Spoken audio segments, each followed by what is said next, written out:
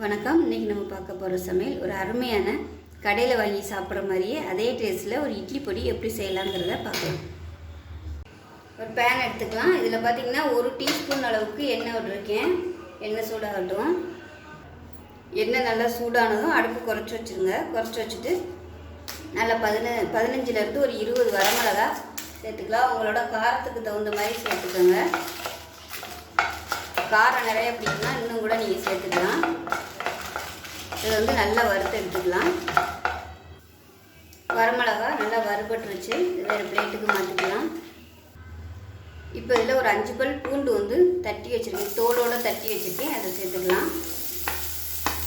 இதையும் சேர்த்து நல்லா வறுத்துக்கலாம். மொறுன்னு வறுக்கணும்.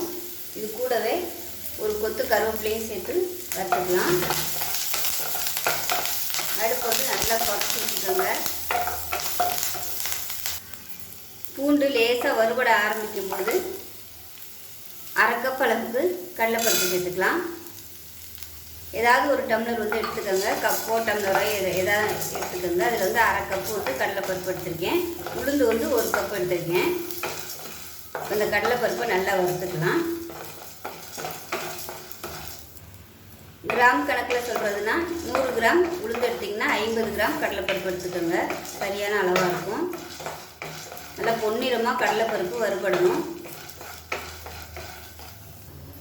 கடலைப்பருப்பு கொஞ்சம் ஓரளவுக்கு வறுபட்டுருச்சு. இப்போ உளுந்து சேர்த்துக்கலாம். இப்போ உளுந்து எல்லாமே சேர்ந்து நல்லா வறுபடணும். தனித்தனியாகவும் வறுத்துக்கலாம். நீங்கள் ஒன்றாவும் வறுத்துக்கலாம். நான் இன்றைக்கி எல்லாமே ஒன்றா தான் போட்டிருக்கேன். இது நல்லா பொன்னிறமாக சிவந்து வரணும். இந்த கடலைப்பருப்பும் உளுந்தும் எண்ணெய் சேர்த்துருக்கிறதுனால வறுபடுறதுக்கு கொஞ்சம் லேட் ஆகும். பாருங்கள், உளுந்து பாதி வறுபட்டுருச்சு. இந்த ஸ்டேஜில் 1 டேபிள் ஸ்பூன் பச்சரிசி சேர்த்துக்கலாம். இதுவும் நல்லா பொரிஞ்சு வரணும். கரெக்டாக அந்த உளுந்தும் கடலைப்பருப்பும் வறுபடையில் அரிசியும் சேர்த்து நல்லா அப்படியே பொரியரிசி மாதிரி வந்துடும். இப்போ பாருங்கள், எல்லாமே நல்லா பொன்னிறமாக நல்லா சூப்பராக வந்துருச்சு. இது அமர்த்திடலாம். அமர்த்திட்டு வேறு பிளேட்டுக்கு மாற்றிக்கலாம். இப்போ அதே பேனில் 2 டேபிள் ஸ்பூன் வெள்ளை எள்ளு சேர்த்துக்கலாம். இப்போ நல்லா பொரிஞ்சு வர்ற அளவுக்கு வறுத்துக்கலாம். இப்போ பாருங்கள், எள்ளு நல்லா வெடிக்குது. இந்த ஸ்டேஜில் அமர்த்திடலாம். அமர்த்திட்டு இதே வேறு பிளேட்டுக்கு மாற்றிக்கலாம்.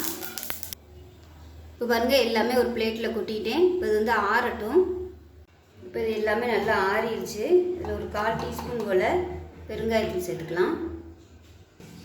1/4 டீஸ்பூன் கல்லுப்பு சேர்த்துக்கலாம். இப்போ இதோடவே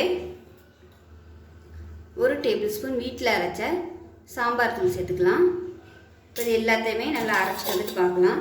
நீங்கள் அரைக்கையில் எள்ளு கடைசியாக போட்டு அரைச்சிக்கோங்க. நான் வறுத்ததோடு எல்லாத்தையும் ஒன்றா போட்டுட்டேன். இது எல்லாத்தையுமே அரைச்சிட்டு கடைசியாக எள்ளு போட்டு சேர்த்து அரைச்சிக்கோங்க. இப்போ பாருங்கள், அரைச்சிட்டு வந்துட்டேன். நல்லா அருமையான பொடி ரெடி ஆகிடுச்சு. நம்ம கடையில் வாங்கினா எப்படி இருக்குமோ அதே டேஸ்ட்டில் நல்லா அட்டகாசமாக வந்துருச்சு. ஒரு தடவை இது மாதிரி ட்ரை பண்ணி பாருங்கள். உங்களுக்கு இதை விட நெருன்னு பிடிக்கும்னா நீங்கள் நெருன்னு அரைச்சிக்கலாம். நான் கொஞ்சம் நைஸாக தான் அரைச்சிருக்கேன். உப்பு எல்லாமே கரெக்டாக இருக்குது. ஸோ இதே மாதிரியே செஞ்சு பாருங்கள். செஞ்சு பார்த்துட்டு எப்படி இருந்துச்சுங்கிறத சொல்லுங்கள். வீடியோ பிடிச்சா லைக் பண்ணுங்கள், கமெண்ட் பண்ணுங்கள், சேனலை சப்ஸ்கிரைப் பண்ணுங்கள், பக்கத்தில் உள்ள பெல் பட்டனையும் ப்ரெஸ் பண்ணுங்கள். நன்றி.